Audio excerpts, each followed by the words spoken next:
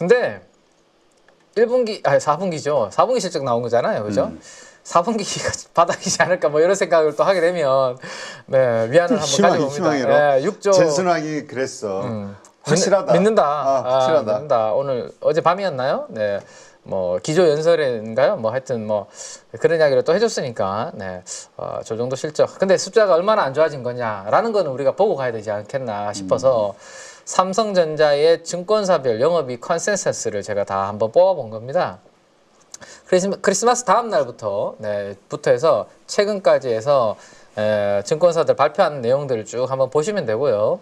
가운데 있는 여기 2024 1, 2가 2024년 4분기 그러니까 방금 발표된 실적에 대한 증권사들의 전망치를 보여주는 자료라고 보시면 될 것 같은데 사실은 크리스마스 전만 하더라도요. 12월 달만 하더라도 8조 대도 있었거든요. 근데 지금 보시는 것처럼 연말부터 연초까지는 다 7자로 바뀌었고 최근 들어서는 7조 3천억도 있었고 1월 2일 날 삼성증권에서는 7조 2천억까지 그러니까 컨센서스의 거의 바닥을 1월 2일 날 삼성증권에서 이렇게 이제 제시를 했는데 그것보다도 7천억 정도 하회한 거네요. 그죠? 네. 이게 어디에서 하회를 했는지가 이제 앞으로 보는 부분이 중요한데 사실은 이런 게 있습니다. 4분기는 나올 거를 좀 털어버리는 그런 이벤트도 있거든요. 그래서 일회성 비용이 반영이 돼서 뭐 원래는 한 7조 정도 나올 건데 사실은 그죠? 몇천억을 그냥 에이 어차피 지금 잘 안 되는 상황에서 좀 털어버리자 뭐 이런 컨셉으로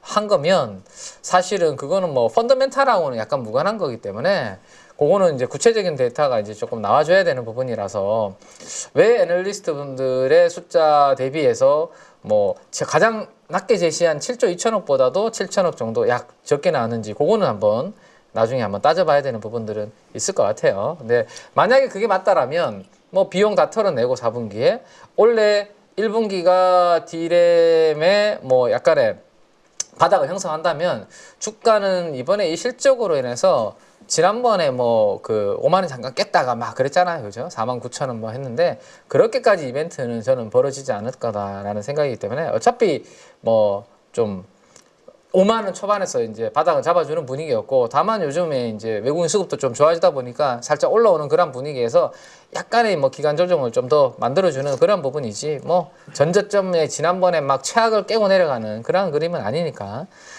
앞으로 나오는 그 숫자를 나중에 나오면 한번 다시 점검을 해보도록 하고 전년 대비 10.65%다 상승했다 이거를 위안으로 봐야 되나? 강조를 그거를 많이 해야 되겠네요 언론에서는 그죠? 네 숫자는 근데 이제 차별화되는 거는 요거는 삼성전자인데 삼성전자는 지금 가면 갈수록 컨센서스가 이렇게 낮아지는 그런 숫자였는데 최근에 하이닉스가 탄력이 확실히 다르잖아요. 그렇죠. 그죠? 하이닉스 숫자는 미리 제가 한번 보여드리면 삼성전자하고 좀 다릅니다. 예.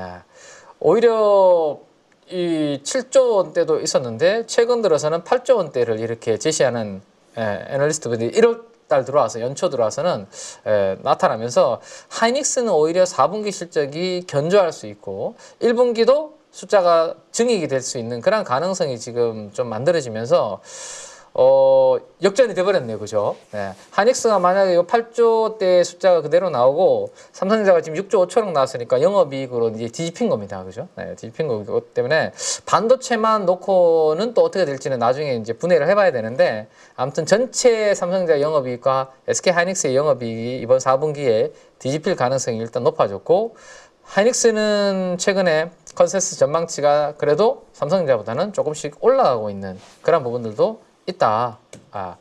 그래서 이제 요 그림을 한번 그려보면 왜 그러면 하이닉스가 삼성전자 대비해서 강한지 결국에는 주가는 실적에 대한 전망입니다. 실적이 앞으로 숫자가 좋을 것 같고 상대적으로 나으면 그쪽으로 수급이 더 몰리는 거고 앞으로 실적이 상대적으로 안 좋을 것 같으면 수급은 상대적으로 좀 보수적으로 갈 수밖에 없는 그러한 구조인데 이 그림이 작년도 하반기 이후로 삼성전자 주가를 5만 원 뭐 살짝 깨게 만들었던 부분이 있고 하이닉스는 같이 빠졌다가 최근에 주가 탄력이 그래도 조금 더 강하게 올라오는 이유는 하이닉스의 실적은 견조하게 그래도 좀 유지가 되는 부분 1년 뒤에 영업이 컨센서스가 근데 삼성전자는 아직도 우하향 이렇게 컨센서스 근데 이게 만약에 원래 1분기가 바닥이라는 생각을 가지게 되면 주가는 먼저 조금씩 턴을 할 수 있는 그런 부분입니다. 그래서 너무 비관적으로 보실 필요는 없고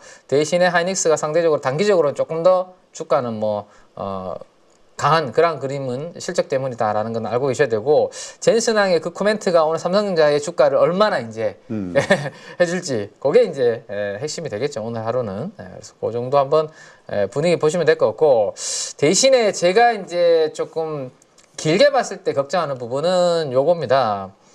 여기도 빨간색이 들어가 있는데요. GPT한테 제가 이제 중국 국기를 넣어서 반도체를 미꾸라지가 흐리는 거를 그려달라고 제가 이제 이게 미꾸라지입니까? 근데 괴물이 이게 같은데? 그러니까 뭐 방어인가요 이게? 아니 이거 저 괴물인가요 이거? 그렇지. 우리 한강에 그 뭐지 옛날에 영화 그거 송강호 나오고 했던 한강을 배경으로 괴물 괴물. 나왔다. 그거랑 비슷한 것 같기도 한데 그걸 보니까 괴물. 아무튼 지금 우려감이 먼저 반영이 돼서 SK 하이닉스 삼성전자가 주가가 최근에 이제 중국의 우려감이 반영이 된 거잖아요.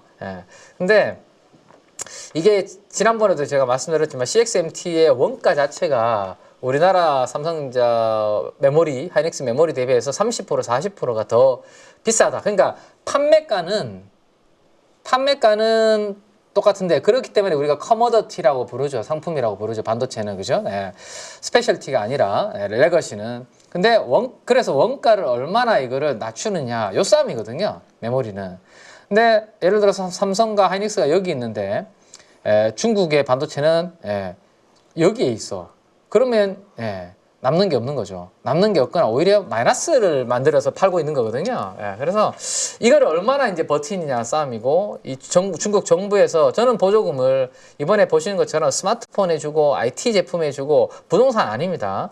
그런 쪽으로 지금 밀어주고 있고 특히 반도체 쪽을 밀어줄 가능성이 높기 때문에 이게 3년이 걸릴지 5년이 걸릴지 사실은 얼마나 버틸지 몰라요. 이게 적자는 내고 있는데 그죠? 지금 수율이 뭐 10% 20%밖에 안 안 나와요. 된다. 그래서 원가가 엄청 높은 거죠. 그러니까 이거 뭐 보조금으로 지원해 주니까 그러니까 하지. 버티고 있지. 안 그러면 사실은 버티기 어렵죠. 그래서 그 버티는 동안 저는 이제 이 교란시킬까봐 그게 걱정인 거죠. 엄청나게 이제 덤핑 치면서 이 미꾸라지라고 그려달라고 했죠. 미꾸라지는 아닌 것 같긴 한데요. 흙탕물을 만들 요거를 앞으로 우리가 계속 알고 앞으로 체크는 해야 된다. 그래서 이번에 제가 8조라는 숫자 하이닉스한테 중요하다고 말씀드렸는데 만약에 아직까지 CXMT라든지 중국의 반도체가 그러한 교란적인 부분들이 없다라면 뭐 숫자 방어가 잘 될 거고요. 어느 순간 숫자가 의외로 원래는 10조 정도를 분기에 생각을 하고 있거든요. 하이닉스 지금.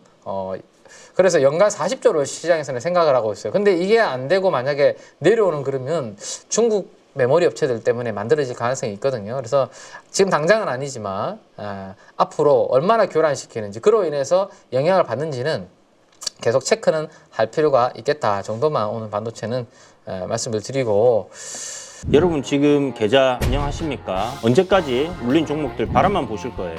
사실 투자라는 게 간단합니다. 올라갈 종목 잘 찾아서 매수할 자리, 매도할 자리만 여러분들이 명확하게 알고 있으면 주식 정말 쉬워집니다. 지금 보유 종목을 잘라야 할지 끌고 가야 될지 고민인 분들 많으시죠? 저도 7번 깡통을 차본 사람으로서 여러분들의 고민이 어떤 건지 다 알고 있습니다. 그래서 제가 여러 번 실패를 겪으면서 일어서게 해줬던 기법들에 대해서 명확하게 알려드리도록 하겠습니다. 2025년 양봉 나온다라고 이야기 드렸는데 분명 좋은 장이 올 거니까 이 기회를 살리시면 좋겠습니다. 딱 8주만 집중하셔가지고 평생 써먹을 수 있는 돈 버는 기법 다 배워가실 수 있도록 만들어 드리겠습니다. 제가 쓰는 실전 기법을 총 8번의 VOD 강의와 16번의 라이브 강의로 모두 담았습니다. 직접 올라갈 종목 찾으실 수 있도록 그 방법을 제가 알려드리겠습니다. 여러분 2025년 저와 함께 돈 벌어보시죠.